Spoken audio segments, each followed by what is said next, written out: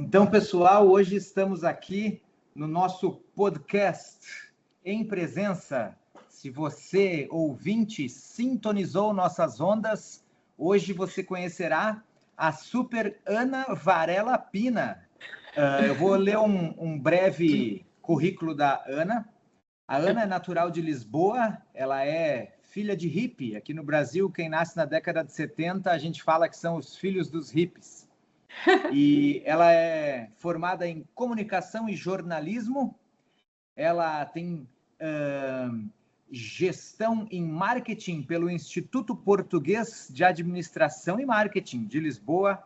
Ela tem várias pós-graduações, uma delas é em Ciências Sociais e Políticas, também em Lisboa. Ela estagiou marketing no United Kingdom, com a supervisão lá do pessoal de Cambridge, e um nome em inglês aqui que eu não vou pronunciar. Ela foi... Loughborough. Como?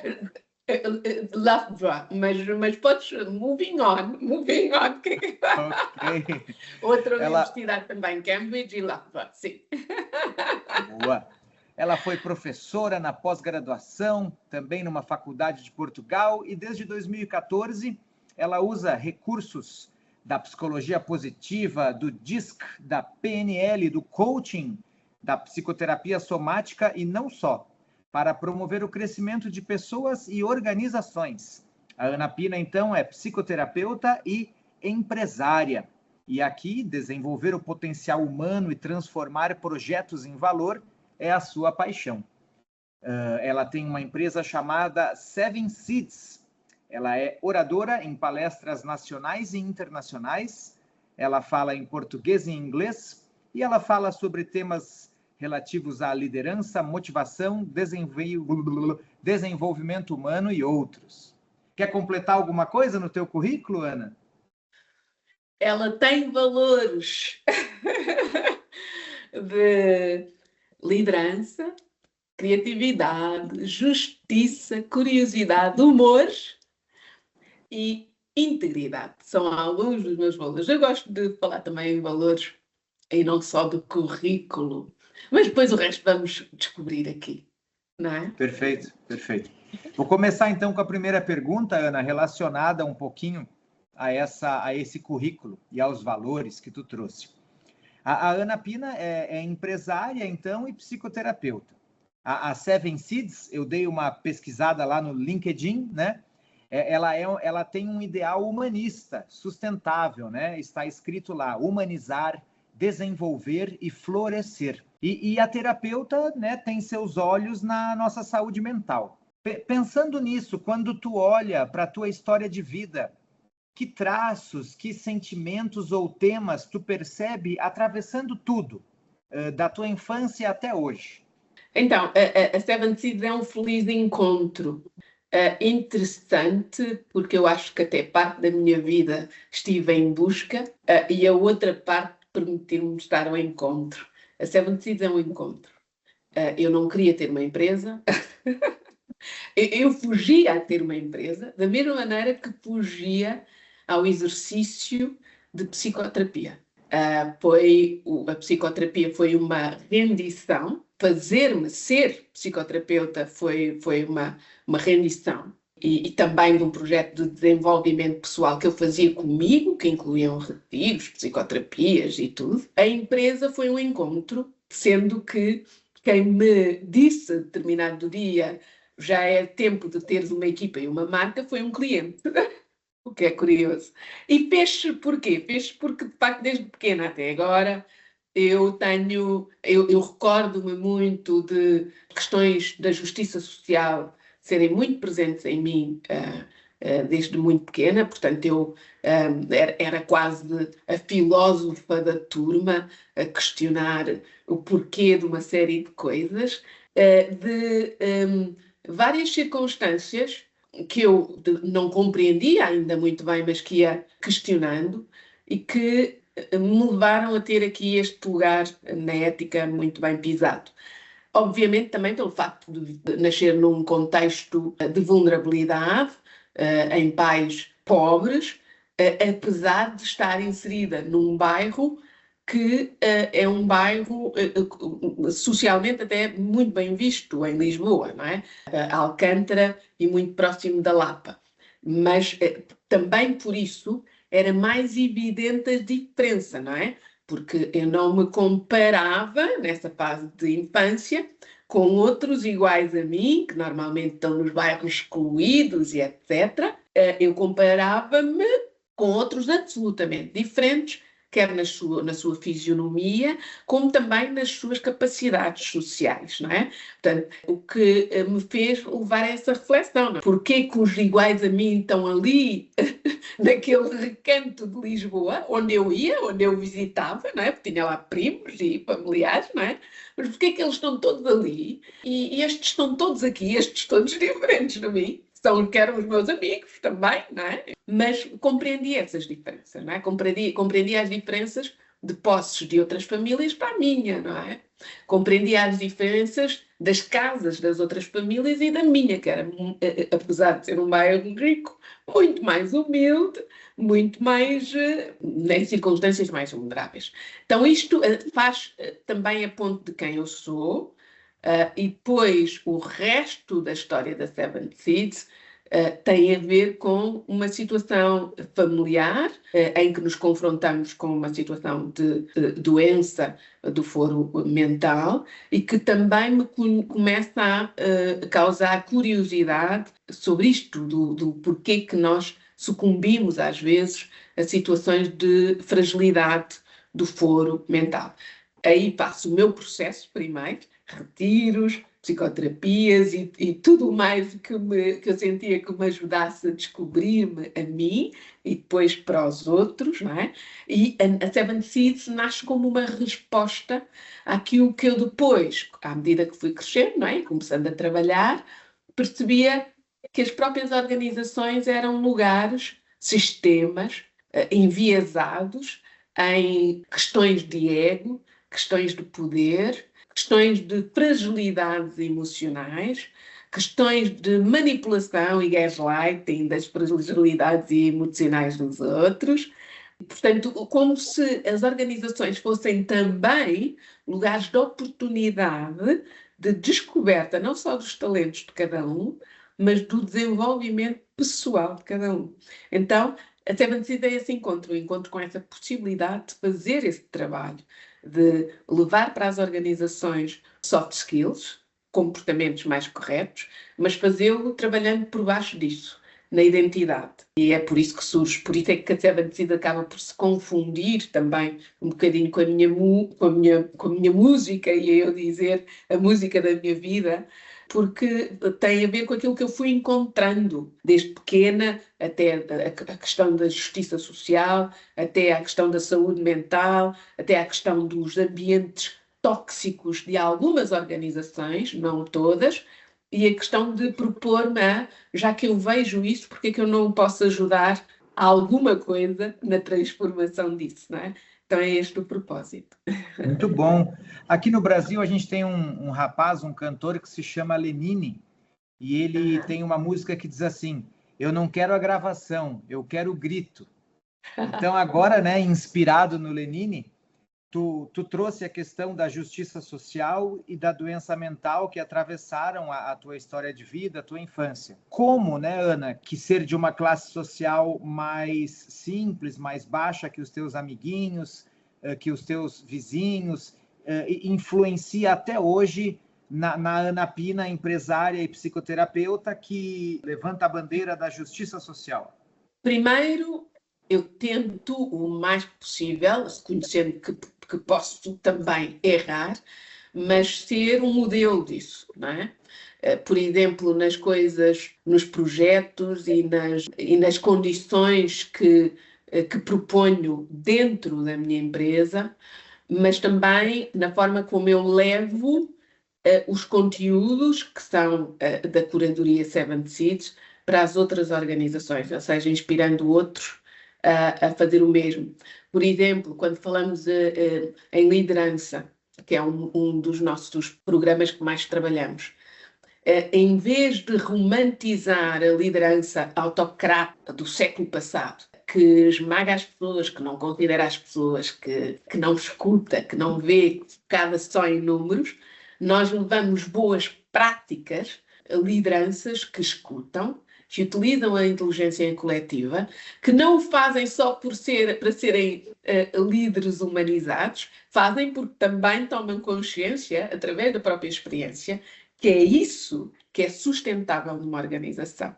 Não só a nível do clima que conseguem construir na organização, mas também depois a nível dos números, porque as pessoas ficam mais motivadas para trabalhar em ambientes saudáveis, ficam mais motivadas para trabalhar em ambientes onde sentem que estão a pôr uma impressão digital qualquer, que é sua, que não é só de um líder narcísico ou autocrata, que também fazem parte do projeto. E isto também tem a ver com a minha cultura de raiz africana, porque a cultura africana é muito colaborativa, para o bem e para o mal.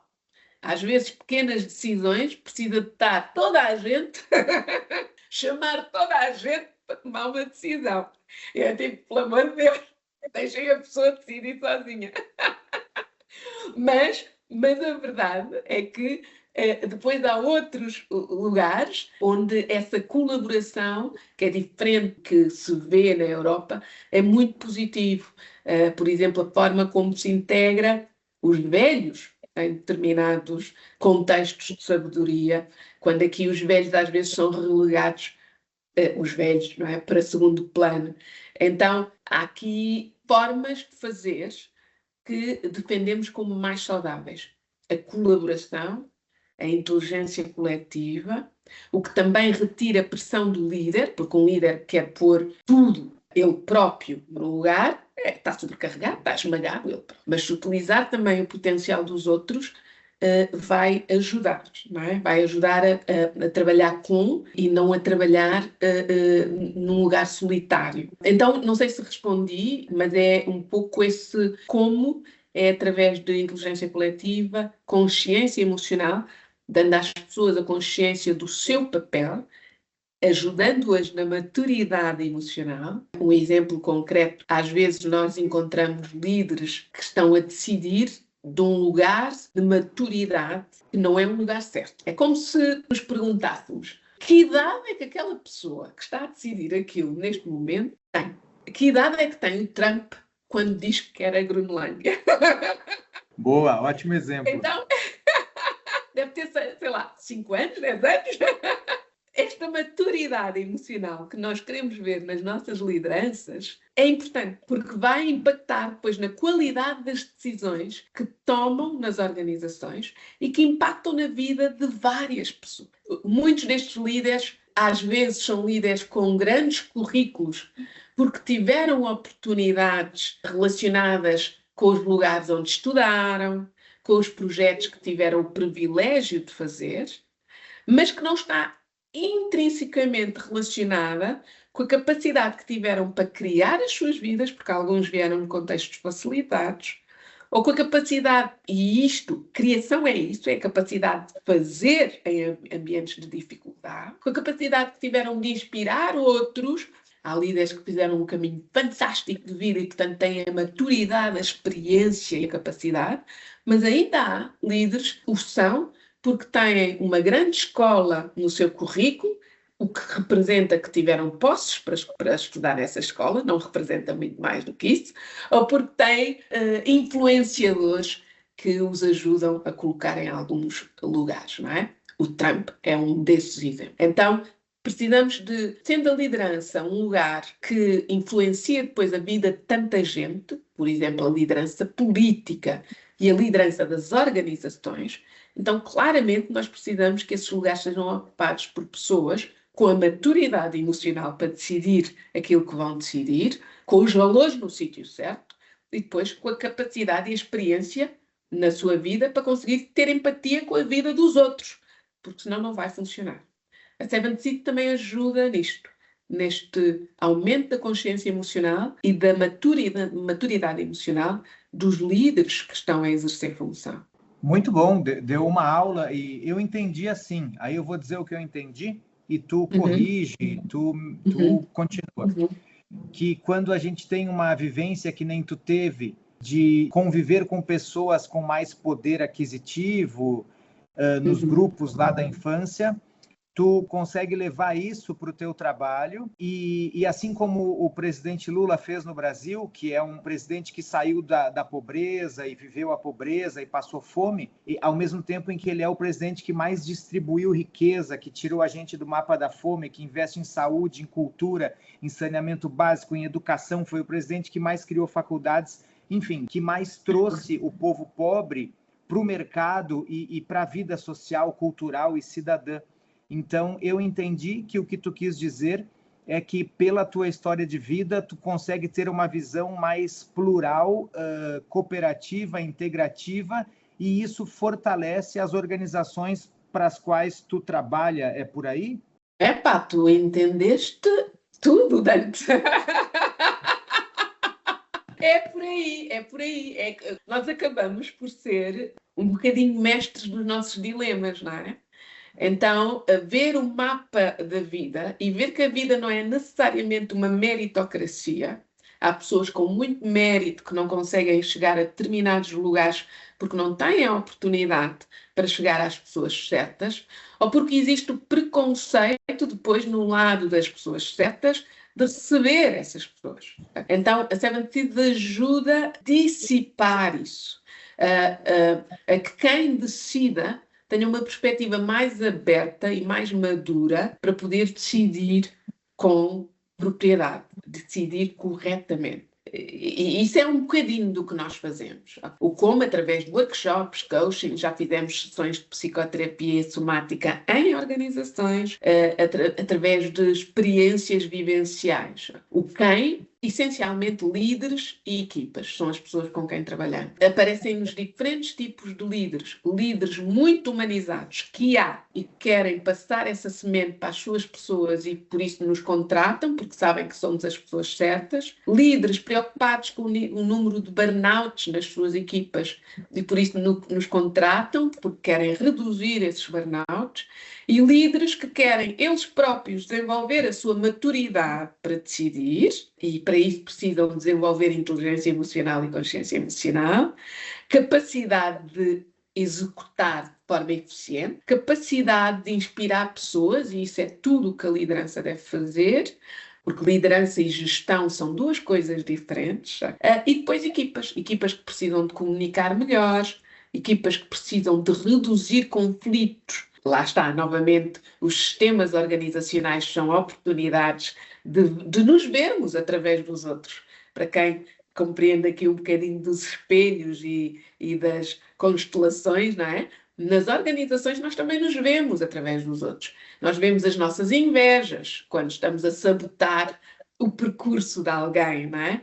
Nós vemos a nossa maldade, nós vemos a nossa bondade, nós vemos o nosso entusiasmo, nós vemos a nossa proatividade, nós vemos a nossa preguiça, nós vemos os nossos limites e nós vemos a nossa necessidade de sermos vistos. Quando fazemos tudo, dizemos que sim a tudo, para o líder nos dizer parabéns, não é?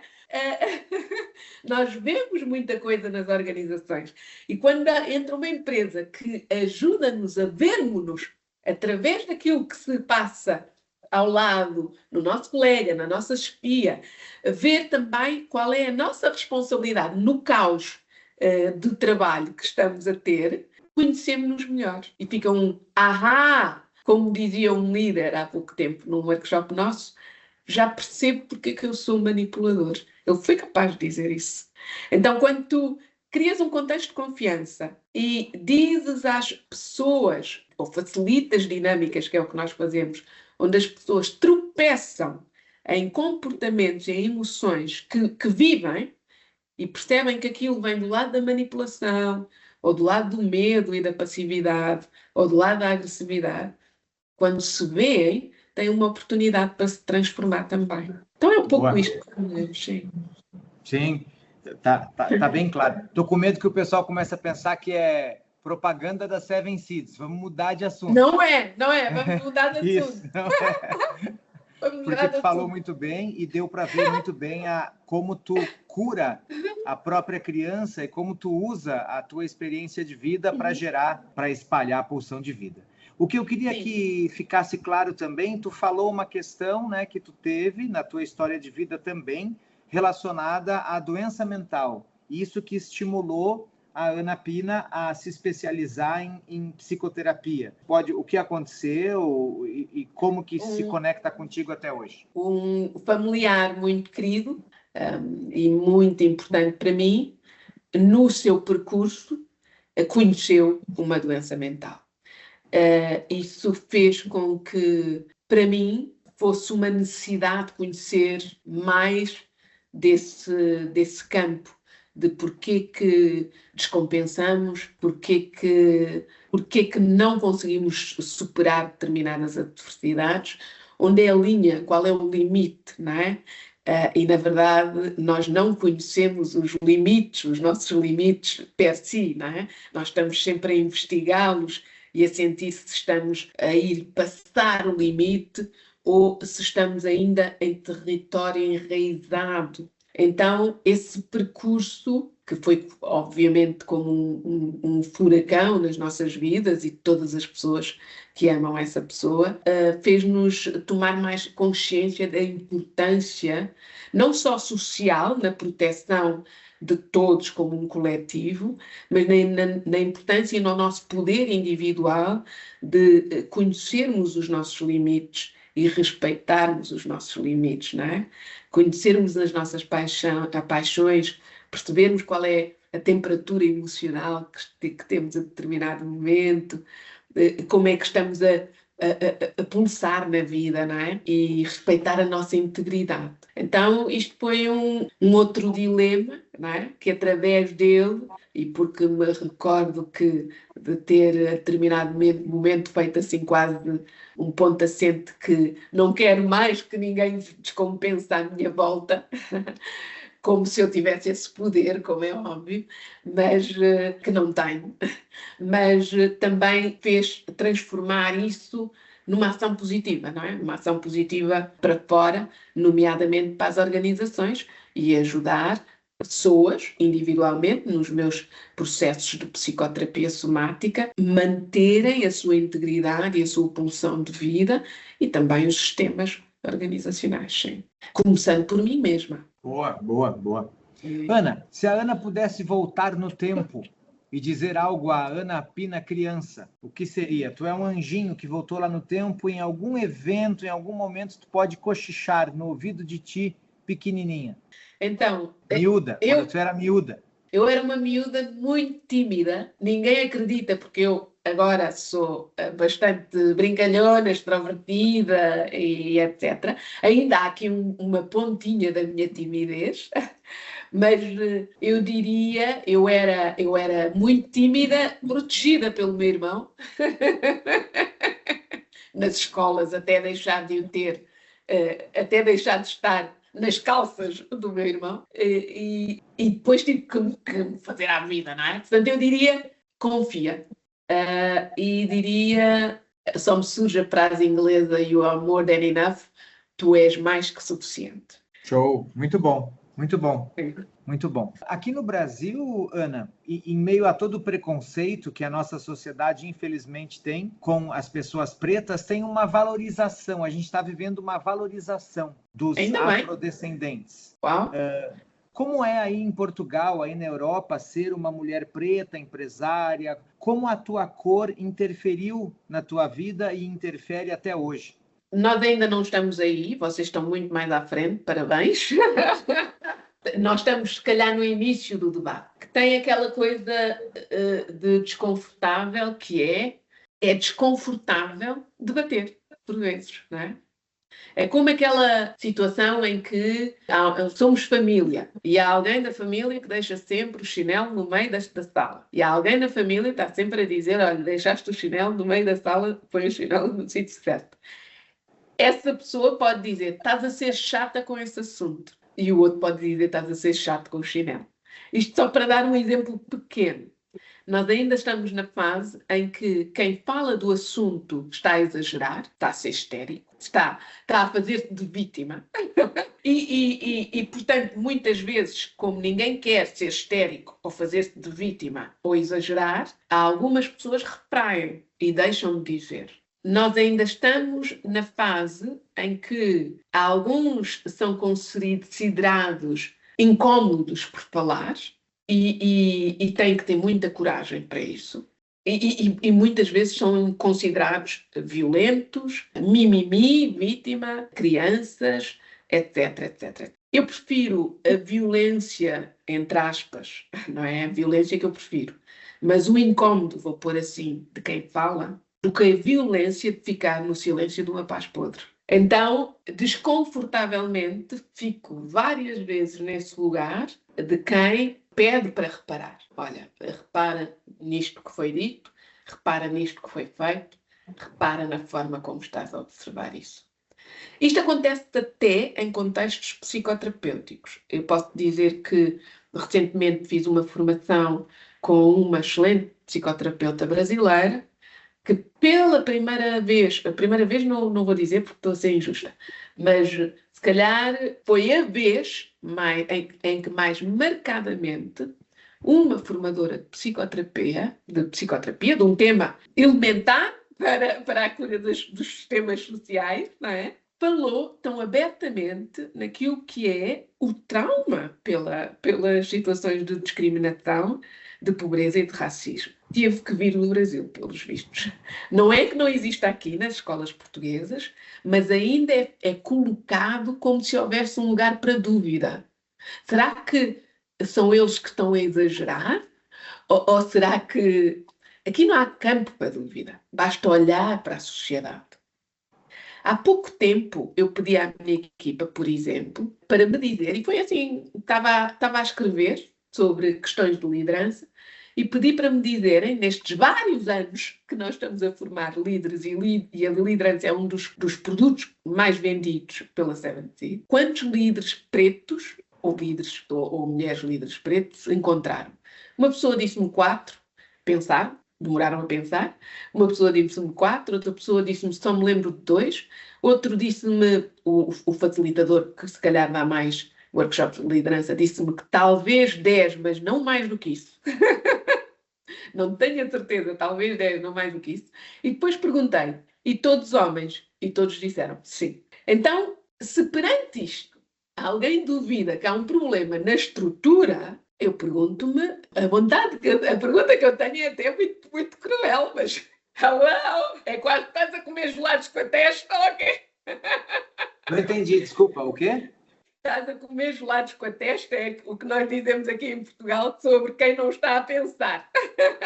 Entendi. E ainda há pessoas que acham que não há problemas na estrutura. E algumas dessas pessoas são psicoterapeutas. E eu pergunto-me como é que podem receber dilemas relacionados com esse tema. Em Portugal, desculpa a pergunta meio idiota, Sim. mas em Portugal teve escravidão, como aqui no Brasil? Não, por isso é que, quer dizer, teve escravidão no país, no continente, através, obviamente, de famílias nobres que traziam os seus escravos para servir nas suas casas. As senzalas existiram, como é conhecido no Brasil ou nos Estados Unidos, existiram nas colónias. E por isso é que há uma hipocrisia em relação a esse tema. E por isso é que também os movimentos americanos e brasileiros são muito mais escancarados, porque, na verdade, estão em territórios onde ainda se vêem marcas muito visíveis de tudo isto. Aqui, tu entras num casarão, num palacete antigo e não consegues propriamente ver as marcas de tudo isso. Se fores para São Tomé, vês, e por aí adiante, em alguns lugares das colónias. Okay? São Tomé é um país? É uma ex-colónia de Portugal. Neste momento, um país, São Tomé, Guiné, Cabo Verde, Angola, foram ex-colónias portuguesas, como o Brasil. Então, e ficam na África ou ficam pertinho, ou ficam na Europa, mas são ilhas? Não. São Tomé, Cabo Verde, são tudo africanas, países africanos, ok? E essas marcas visíveis que existem no Brasil e nos Estados Unidos fazem com que os próprios encontrem espaços para revolucionar de forma positiva o sistema e a estrutura. Aqui nós ainda estamos muito na hipocrisia. E como é óbvio, aquilo que nós não conseguimos encarar, não conseguimos mudar. E, portanto, eu sou muito mais a favor de irmos para lugares de desconforto para, em conjunto, mudarmos a estrutura. Porque nós não estamos a falar do ritual, não estamos a falar de tu chamares-me de preto ou de negro ou o que quiseres, de forma ritualizada. Estamos a falar das estruturas de oportunidade. Não é?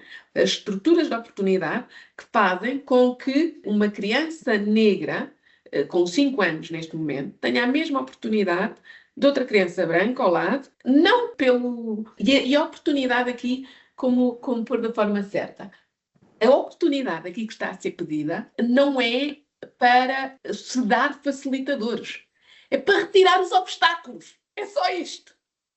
Mas, Ana, as pedras do caminho, sim.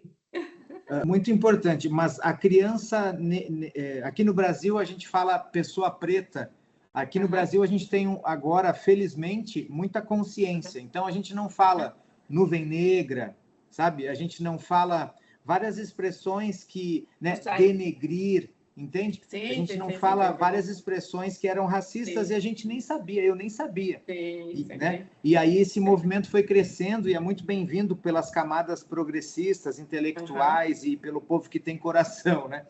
Então, como é aí em Portugal? Essa criança preta de 5 anos tem as mesmas possibilidades da criança branca de 5 anos? Como é que é isso? Né? Vai encontrar mais obstáculos. O Brasil aí na linguagem é muito similar aos Estados Unidos. Nós ainda temos que fazer aqui, por vezes, alguns têm mais medo de falar preto do que falar negro, ok? E porque há um debate que tem que se fazer a esse nível da linguagem. Estamos a falar da língua portuguesa, não é? do que é a mesma experimentada e falada no Brasil. Então, ainda temos que ter esse debate. Aqui, se me ouvirem falar preto, vão achar que eu estou a ser ofensiva. Ainda. Nossa, é o contrário aqui. Sim, exatamente. Mas a criança preta, que em relação à criança branca, tem obstáculos, ok? Fez-me lembrar aqui um pouco, nesta nossa conversa, uma entrevista com um cientista americano, o Neil deGrasse, que é muito conhecido no campo da ciência, numa conferência onde vários jornalistas fazem uma série de perguntas e depois há uma pessoa do auditório que se levanta, um homem, e levanta-se e pergunta. Ouçam lá, estavam 4 cientistas naquela mesa, o Neil deGrasse era o único negro, e perguntam, onde é que estão as mulheres na ciência? Porque, quer dizer, elas não têm jeito para isso, e por isso é que não vão para a ciência. Havia naquela mesa 3 homens, um deles o Neil deGrasse negro e uma mulher cientista. Ele olhou para o lado e ninguém parecia querer responder e, portanto, ele pede licença para responder. E eu vou tentar ser fiel aqui à resposta dele, que é muito engraçada, que é: eu nunca fui mulher, mas eu desconfio aqui de uma coisa por semelhança com a minha vida, que é, e ele passa a contar, desde que eu sou pequeno, eu digo que quero ir para a ciência. E toda a gente, professores, educadores, etc., tentavam-me convencer a ir para basquete. E tentavam convencer de ir o quê? A ir para basquete, a ir para um jogo, para um desporto. Basquetebol. E eu dizia a toda a gente, não, mas eu quero ser cientista. E toda a gente me dizia, mas já experimentaste jogar basquete? Olha que tu até és bom no basquetebol e etc. E ele diz, o que eu sei é que eu, na minha vida, vítima também por uma circunstância de discriminação, não é? Tive toda a gente a tentar me convencer a fazer o inverso daquilo que eu queria, e foram poucos os que, acho que ele fala numa pessoa que lhe diz, vai. Então ele teve que lutar contra forças externas para conseguir ser e se afirmar num campo onde é verdade que ainda não se vê negros suficientes, porque não foram estimulados a ir para lá. Porque não é não serem estimulados, porque não foram autorizados a ir para lá. Porque foram desautorizados, que é pior ainda, que era o caso dele. Porque ele queria ir e estava a ser desautorizado por todas as pessoas a quem abordava o assunto. Ele teve coragem, resiliência suficiente para se firmar nesse campo, não é? A Ana Pina tem alguma analogia? Sentiu algo parecido na vida dela, por ser negra, como fala aí em Portugal? Ou preta, podes-me dizer preta que eu estou bem. Eu tive lata, sinceramente, porque... Lata é cara? Cara de pau. Cara de pau para não permitir que me desautorizassem. E então fui fazendo o meu caminho, sendo que ao longo do meu caminho percebia que eu era a única negra, mulher, em muitos contextos. Em muitos. E perguntava-me onde é que estão os outros. Mas fui tendo cara de pau e obviamente, coragem, não é? Para avançar, apesar de ficar, por vezes, muito sozinha em alguns contextos, ok? Aqui no Brasil, a gente tem uma política de inclusão das pessoas pretas, né? Então, a gente tem... Eu adoro, eu acho muito bom, né? São as cotas. A pessoa de pele preta no Brasil tem menos grana, menos acesso, né, à educação, a condições de vida básicas para poder estudar, para poder ter uma boa educação, enfim, sem contar os preconceitos que sofre, né? E aí, então, na faculdade, existem nas universidades públicas, estaduais, federais, uma cota de vagas para essas pessoas para garantir o acesso à educação superior às pessoas que foram agredidas pela cultura, pela história, né? E isso existe aí em Portugal? Ainda não, e só recentemente é que nós pusemos, por exemplo, há poucos anos, cotas de mulheres no Parlamento. Portanto, imagina, ainda estamos... Nós estamos um bocadinho atrás nesse debate. E o conservadorismo de algumas fações políticas, principalmente, nesse sentido de conservar, de manter aquilo que é o status quo de alguns, faz com que haja aqui algum delay, algum atraso. E também o facto de não se fazer o debate de forma séria. E o debate de forma séria é chamar-se toda a gente implicada nesse debate, não é? Porque se for só um grupo de privilegiados que não sentem as questões do racismo estrutural a debatê-lo, não vai acontecer nada que seja favorável às pessoas que, na verdade, são vítimas dessas circunstâncias, não é? Então, o debate aqui ainda está um bocado atrás e, portanto, não há esse tipo de cotas. Há um início de uma tomada de consciência de que temos que mudar alguma coisa. Portanto, há mais pessoas a perceberem que sim, isto não é uma meritocracia para ninguém, mas muito pior para grupos minoritários, ok? Não é para ninguém, ponto assente, mas é muito pior para grupos minoritários. Então temos que remover obstáculos. Alguns exemplos, não é? Há alguns exemplos que até podem ser vistos em números do nosso Instituto Nacional de Estatísticas. É muito mais fácil um estudante cujos pais têm um nível superior de educação, não é? Conseguirem dar uma estrutura de estudos mais favorável aos seus filhos.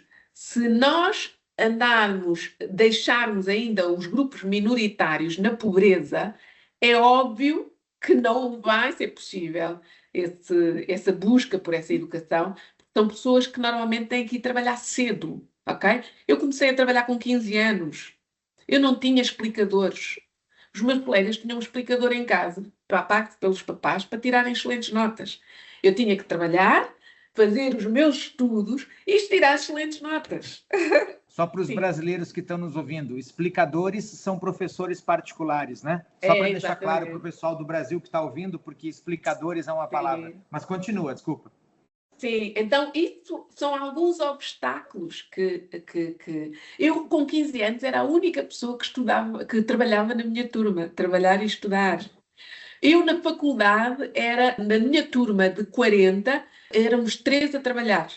E provavelmente eu era a que trabalhava ainda mais, porque precisava mais de dinheiro. E remover os obstáculos já é uma grande ajuda, partindo do pressuposto que que os meus pais não beneficiaram de facilitadores que os pais de outros beneficiaram, nomeadamente de enriquecer com o sistema de escravos. Isto faz sentido, não faz? Portanto... Muito, olha que louco, enquanto tu falava, eu perguntei aqui para a inteligência artificial quantas pessoas pretas existem em Portugal. E olha o que ela falou, diferente do Brasil e dos Estados Unidos, né? Portugal não coleta estatísticas oficiais por raça ou cor de pele nos censos nacionais. Como é diferente, né, a maneira como vocês lidam. Mas ele disse aqui que, por uma estimativa, são 4% da população portuguesa preta. Tu acha que é isso? Está certo? É interessante dizer isso. Eu não conheço esses números porque os censos não recolhem. E já agora aqui, já que estamos a falar em linguagem, um ponto onde nós estamos a debater também é essa questão da raça, só existir a raça humana e o resto serem etnias e grupos minoritários, não é? Mas aqui não recolhem com o argumento, um dos argumentos é para não diferenciar, como se isto fosse, mas a verdade é que é um argumento parvo, porque, na verdade, nós precisamos desses dados precisamente para fazer aquilo que devemos fazer, que é a discriminação positiva, ou seja, retirar os obstáculos de quem os tem. Por exemplo, saindo aqui da questão da etnia e indo para o campo das mulheres, que é mais fácil de compreender, aqui em Portugal, como a luta das mulheres tem mais tempo, é mais fácil de compreender, não é? É fácil compreender que quando as mulheres só tiveram acesso, por exemplo, às faculdades, nem me lembro em que ano, em Portugal, mas é muito recente, em relação aos homens. Década de 70, eu acho. Exatamente, década de 70. É óbvio que há aqui um percurso que tem que ser feito. Obviamente que as mulheres deram corda aos sapatos, fizeram o seu papel e neste momento são muitas mulheres formadas, mas que ainda não têm os mesmos lugares de privilégio que o homem tem, não é? Então, é quase que seria inconcebível neste momento falar com um homem sério e ouvir da boca dele que não existe discriminação de género em relação a mulheres. E é a mesma coisa com os negros. Só que nós ainda não estamos a ver essa questão, não é? Ainda achamos que são um conjunto de histéricos que entra... Alguns até dizem que são pessoas com complexos quando estão a lutar pelos seus direitos, não é? Estão a dizer, olha, eu mereço também esta oportunidade como tu. Não por ser facilitismo, não para seres bonzinho comigo, mas porque eu tenho estrutura, experiência que posso mostrar para este lugar de oportunidade. Ou seja, vão duas pessoas a uma entrevista com o mesmo currículo.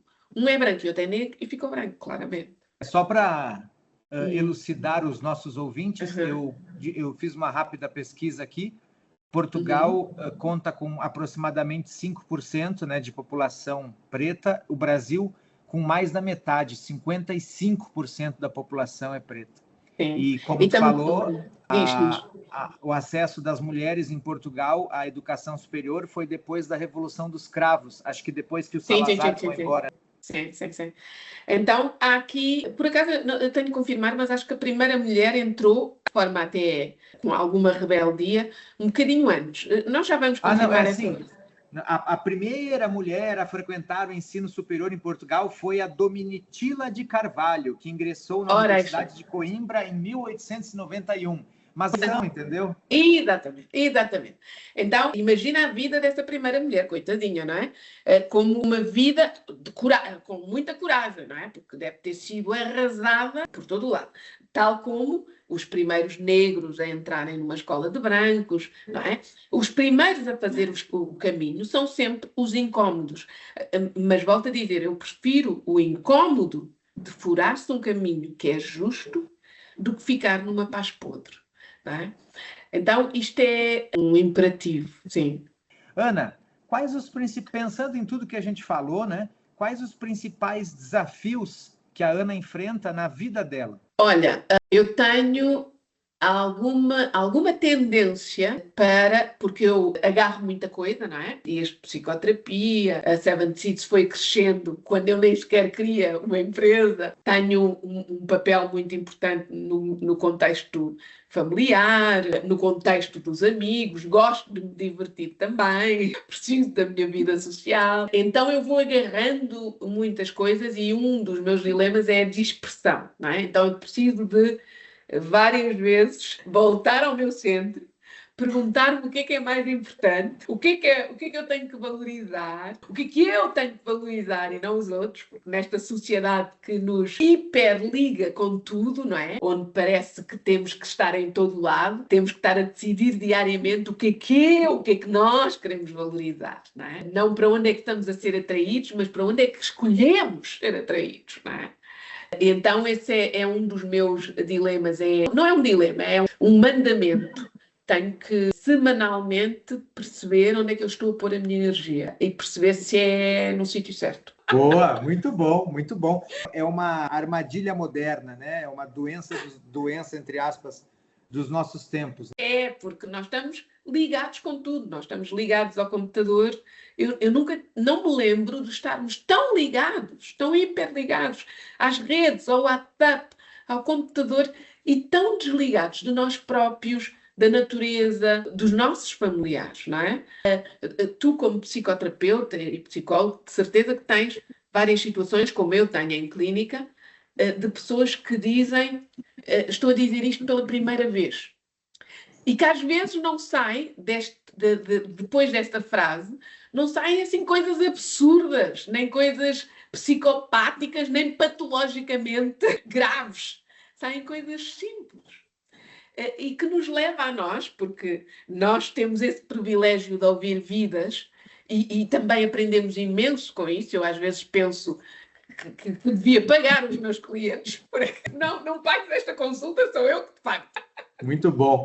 Ana, ó, agora uma brincadeira assim rápida para a gente conhecer melhor a Ana, sim, as tuas influências, sim, sem assim ideais ou não precisa ser o melhor, mas assim que te sim vem na cabeça agora, né? Uma banda. Eu não conheço, não consigo dizer uma, não consigo. Uma é pouco para mim, mas Led Zeppelin, Tito Paris. Qual é essa segunda? Como é o nome? É de Cabo Verde, Tito Paris. Tito Paris? Tito. Ah, Tito Paris. É de Cabo Verde.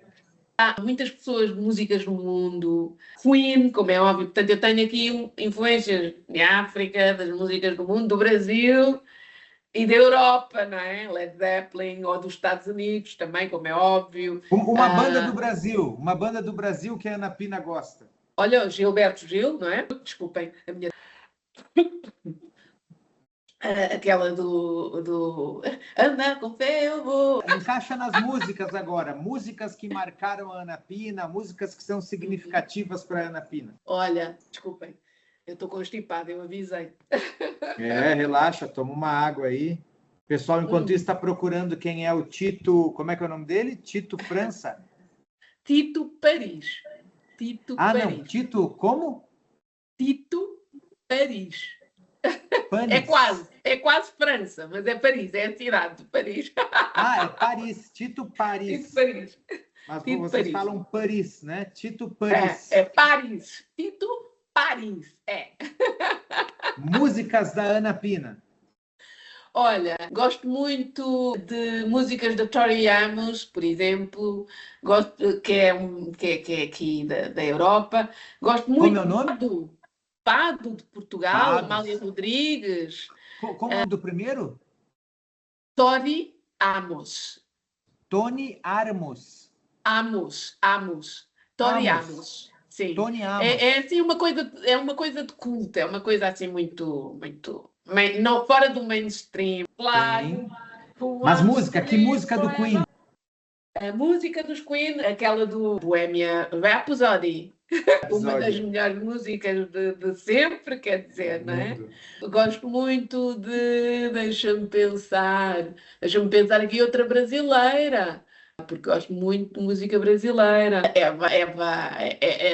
Não é a sou caipira, vira fora, nossa. Elis Regina, é. Elis É que Regina, exatamente. é, Exatamente. ela canta essa música, né? A música não é dela, ela canta, né? Renato Teixeira, eu E, acho que é o compositor. ok. Boa. Gosto Filmes, Ana. Filmes que de a Ana. filmes. Também não há um de nada. Gosto muito de filmes que me marcaram.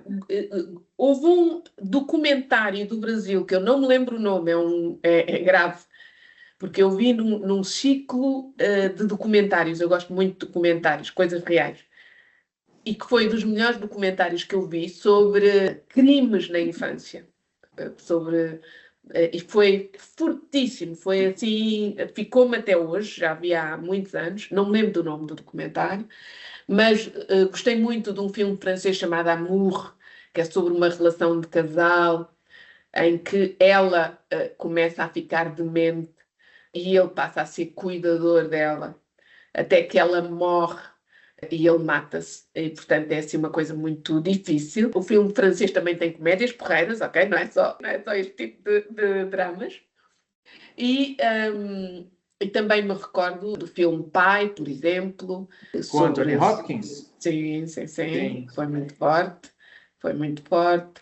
Pronto, recordo-me, nunca há um, há assim mais do que um. Recordo-me, agora estou-me a lembrar, isto é só desgraça, só me lembro de filmes assim um bocado fortes, que é outro francês que se chama Irreversível. Mônica Bellucci. Exatamente.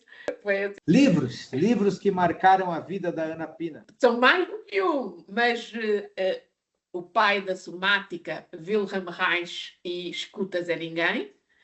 Eu li esse livro antes de conhecer a psicoterapia somática, muito antes na faculdade. Estava eu na faculdade, não fazia a menor ideia de que o corpo tinha aqui um poder nível. Aliás, minto, tinha a ideia de que alguma coisa mudava, porque já na altura eu fazia retiros com muita bioenergética, mas sem saber exatamente qual era a equação que era posta ali nos retiros, sem saber exatamente, sentia o impacto da coisa, mas não sabia exatamente as fórmulas, não é? Escutas a Ninguém é um clássico. Escutas a Ninguém é ótimo. E, obviamente, um livro que eu convido toda a gente a ler nos dias de hoje, que é o Ensaio sobre a Cegueira, do Saramago. Ótimo. E agora ídolos. Quem são os mestres, os ídolos da Ana Pina? Então, tenho por aqui o meu irmão, que me ensina muito, e também, atenção, que também tenho uma irmã, não pode discriminá-la, senão, que é o ídolo de amorosidade. Agora tenho que pôr os meus pais, coitadinhos. Mas, assim, desses que toda a gente conhece, o Martin Luther King, a senhora Tubman, que foi aquela que libertou muitos escravos nos Estados Unidos e que disse uma frase que eu acho que é aplicável a várias áreas, que é: libertei alguns escravos, teria liberto muito mais se soubessem que eram escravos. Então, como é que nós nos podemos libertar em diferentes áreas de várias coisas que nos aprisionam? Eu acho que esta frase quase que pode ser colocada em vários contextos e não só neste.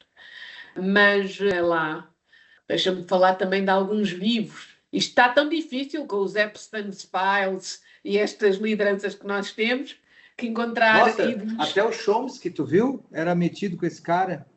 Quem? Até o Noam Chomsky, que era um cara assim que se parecia, né? De esquerda, um filósofo. Mas calma, que nem toda a gente que aparece lá nos fecheiros é criminalmente suspeito, não é? Portanto, vamos confiar que eles só se encontraram num café, mas que não foi mais do que isso. Sim. Mas vamos lá, ainda tem mais ídolos, mais figuras inspiradoras de potência da Ana Pina? Se calhar tenho depois pessoas da vida privada que não são propriamente... figuras ilustres que todo mundo conhece. O Mandela, não? Acho que tu tinha falado para mim do claramente.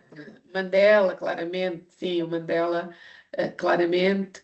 No fundo, olha, todas as pessoas que contribuem para a paz têm aqui uma fã. Ótimo. Vamos pro contraponto. E quem são os tiranos? para Ana Pina, da nossa espécie, né? Os tiranos. Há um que, sabes que eu também, se calhar aqui por causa da nossa área, e agora eu peço desculpa outra vez. Desculpa! Zero culpa, zero culpa. Por causa da nossa área, acabamos por tentar perceber porque que algumas pessoas fazem o que fazem, pensam como pensam. Então, um bom tirano é o Hitler, claramente. Outro que não me recordo agora do nome, mas é de um país africano e que foi absolutamente atroz também com o seu povo, absolutamente narcísico. O Mobutu, aquele? Não, outro anterior. Ora, vamos aqui relembrar o nome e que com uma maturidade emocional, voltamos à maturidade emocional dos líderes, que devia ser de 5 anos mal feitos, porque também foi uma péssima figura para as suas populações. Vamos perguntar aqui ao Idi Amin? Idi Amin foi de Uganda. É isso mesmo. Idi Amin. É isso mesmo. É isso mesmo. O Mobutu foi do Zaire, que agora chama Congo. Exatamente, exatamente. E depois também houve um rei belga que foi responsável pelo maior genocídio que existe, não é? Então, o que é que leva, nesse nosso estudo, nessa nossa reflexão sobre os lugares do mal, não é?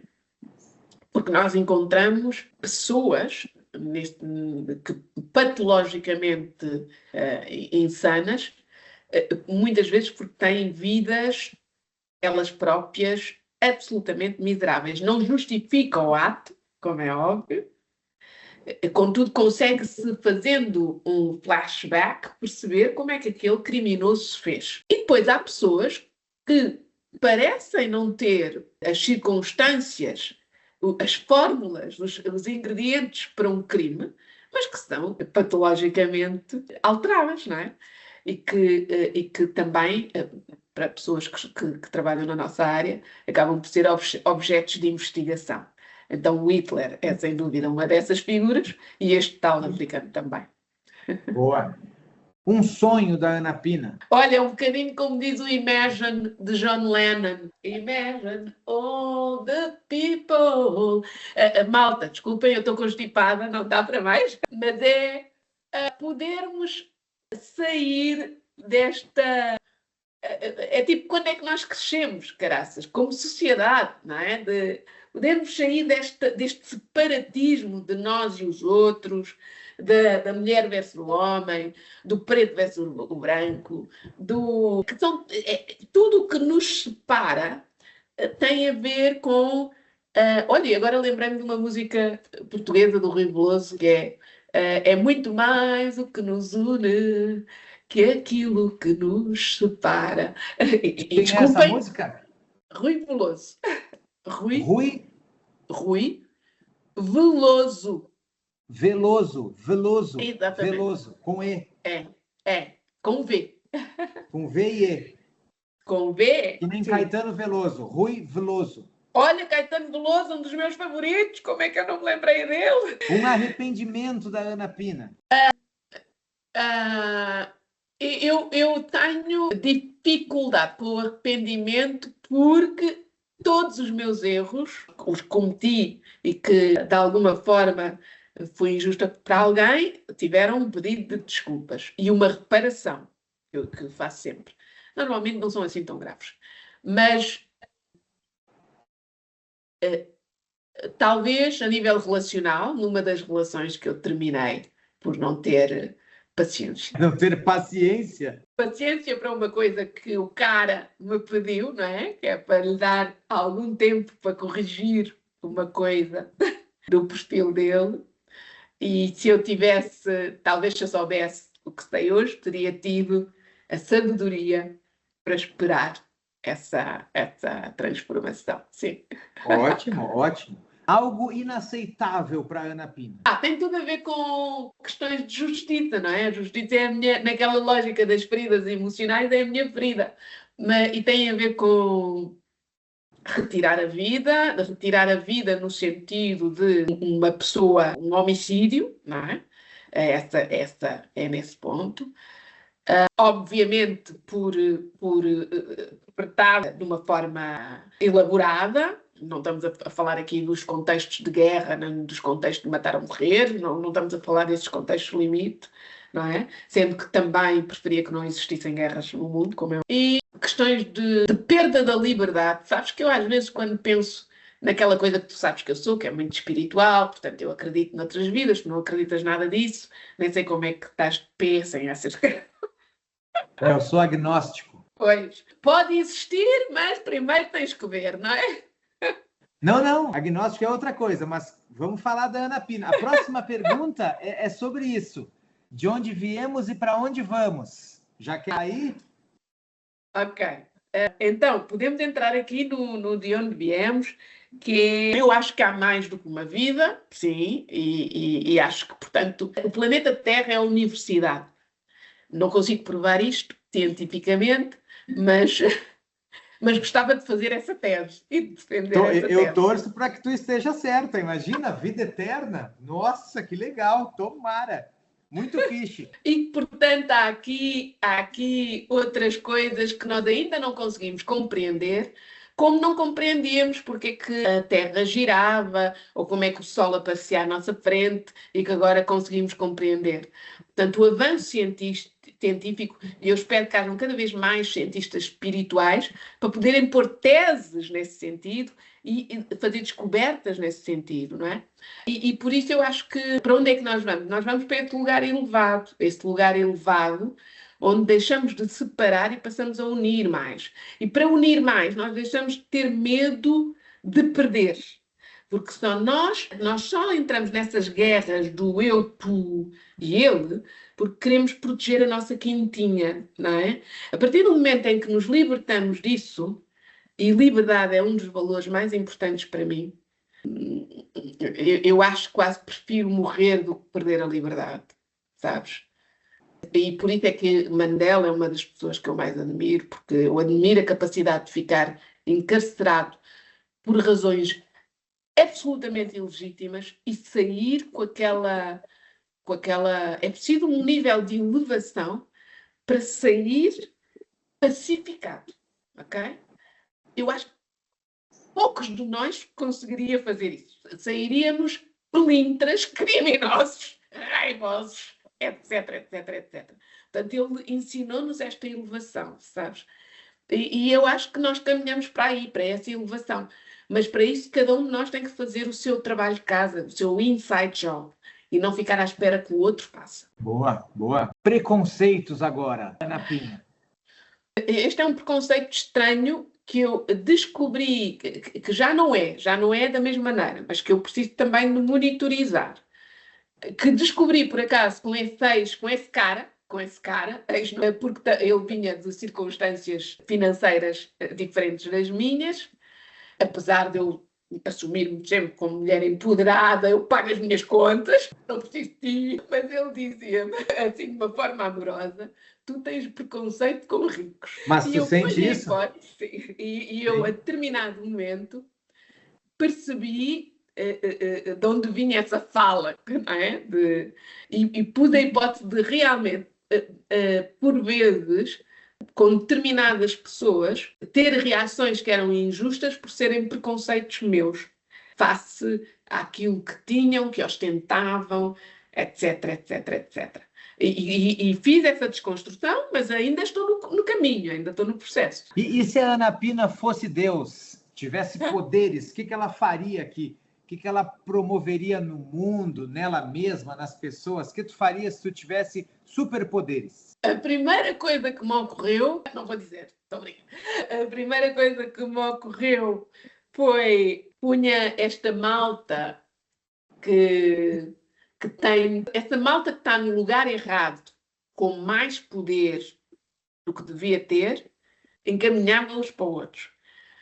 Em todo o caso, ao fazer isso, eu estaria, acreditando eu que isto é uma universidade do ser humano, eu estaria a enviesar o jogo, porque tem que ser o próprio ser humano a fazer também esse movimento. Mas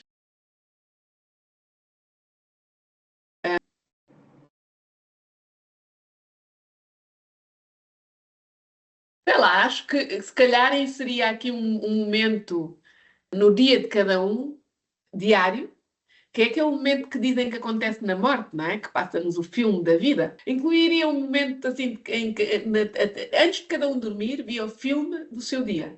Mas os seus podres mesmo. Mas não só, também os seus momentos felizes, com a pergunta final de vale a pena pensar nisto. Muito O que é bom. que vai? Ana, agora a gente vai, aproveito para agradecer, né, a Ana Paula Bezerra, a Tânia Damião, a Ana Rita Carmo e o Sérgio Marques, que enviaram perguntas para ti. Então, vou começar com a Ana Paula Bizerai. Ela pergunta assim, ó, qual foi o maior conflito interno que o sucesso profissional trouxe? E como que tu lidou com ele? Ok.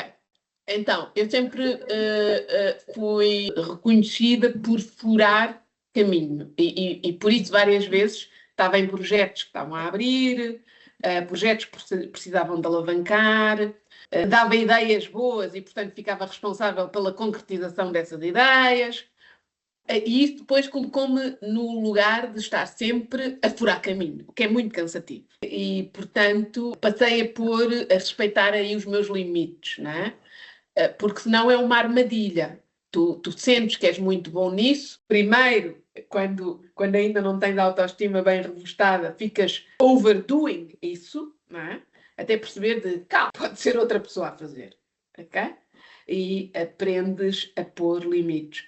Eu acho que essa foi uma aprendizagem daquilo que é um talento, não sobreusar um talento, mas pôr um limite e dar-me também, permitir-me também paz, preguiça, vazio, não fazer nada, ok? Ainda da Ana Paula Bizerai, o que mudou na tua relação com o poder depois que você passou a liderar pessoas? Ok. Eu comecei a liderar pessoas cedo, mas eu não vejo o poder da forma como é socialmente visto. Para mim, poder é responsabilidade, é possibilidade de mudar determinados contextos, é possibilidade de decidir bem e isso confere responsabilidade, ok? Não é um poder autocrata. Esse é o poder mal entregue, não é? Poder é aqui oportunidade, possibilidade de ser facilitador de algo, ok? Que legal Então, essa sim, definição de poder.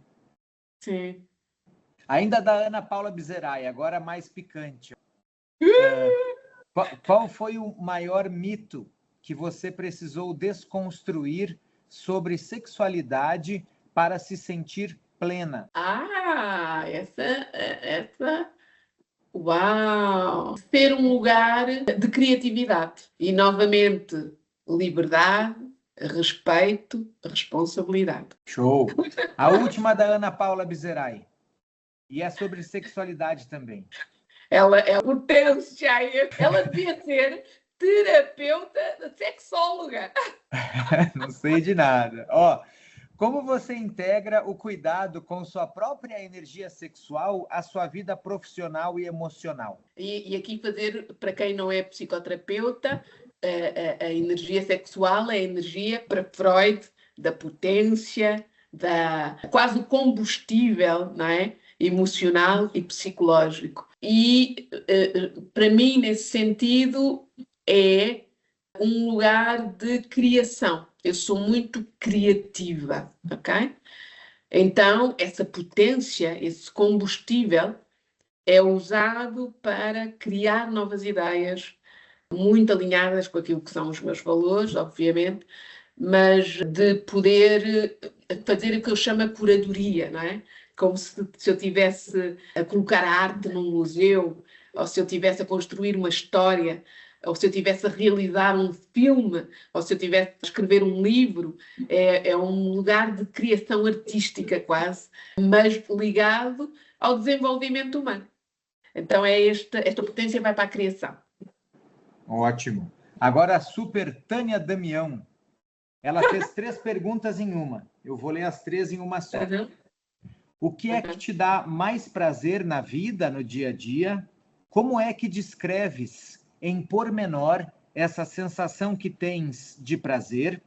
De outra forma, como é que esse prazer se manifesta no teu corpo e ou mente? Dá-me muito prazer o vazio, que é um lugar de compensação e de rechargem, ok?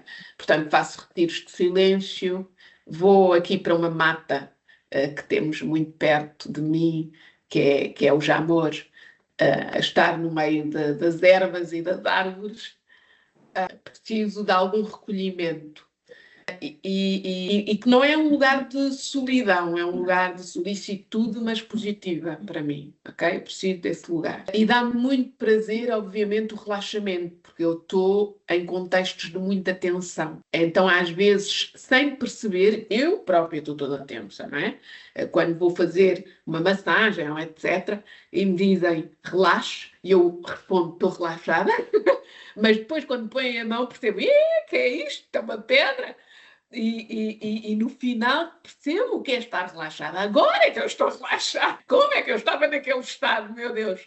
Então, esse lugar de autocuidado, de relaxamento, de despreocupação, de vazio, é muito prazeroso para mim.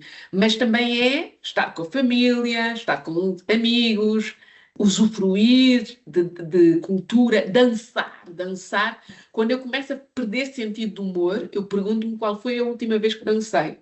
Porque porque estou a precisar dançar para fluir. Dançar é libertador. E é isso. Ótimo. Agora, a super Ana Rita Carmo. Qual é o teu maior defeito e qual a tua maior qualidade? O defeito acho que tem a ver com alguma inflexibilidade que eu estou também a dissolver, não é? Que está na minha rigidez e que também pode estar. Tudo tem um lado A e um lado B, não é? Os, os, os valores inegociáveis e alguma inflexibilidade depois também por causa disso, não é? E que eu acho que há alguns lugares que eu posso ser mais flexível, ok? E aliás, isso, o meu corpo diz isso também, ok? Eu trabalho os meus alongamentos, mas há lugares que poderiam estar mais flexíveis, não é? Que poderiam estar mais... E a qualidade? E a qualidade é o amor.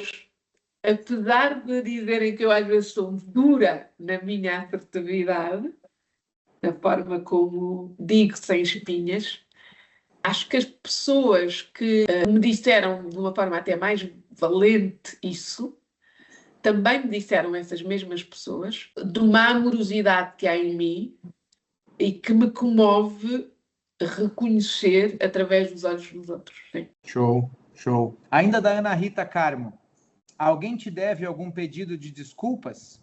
Não. Ou, aliás, eu dispenso. Não fico agarrada a isso. Bom, bom. Agora, Sérgio Marques, Super Sérgio.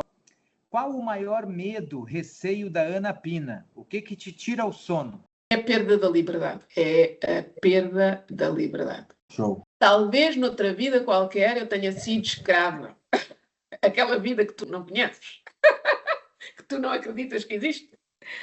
E por isso tenho a liberdade é um valor inegociável. Show. Ana, penso que os nossos ouvintes agora me conhecem e te conhecem e estamos prontos para seguir viagem. Pensando no fechamento, qual o teu recado? O que tu gostaria de dizer para o mundo e para o pessoal que está nos ouvindo, né? Qual com o poder agora, com a palavra agora, Ana Pina, o que tu tem para dizer para o mundo, assim? Parem de chatear os outros e vão fazer terapia! Muito bom. Se calhar o que nós sabemos que é vamos fazer deste espaço um espaço de maior prazer, de fruição, de curtição, ok? Nós temos tudo para fazer isso. Então, Show. bora lá. Muito obrigado, Ana Pina, por falar de si.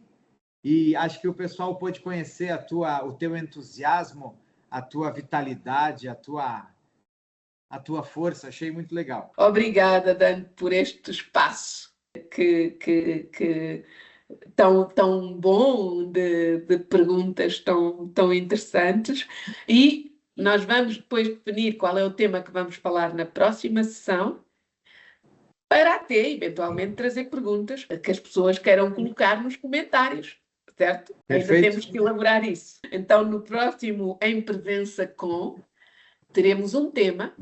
Vamos depois deixar esse tema nos comentários e pedir às pessoas perguntas que queiram ou observações que queiram fazer relacionadas com esse tema.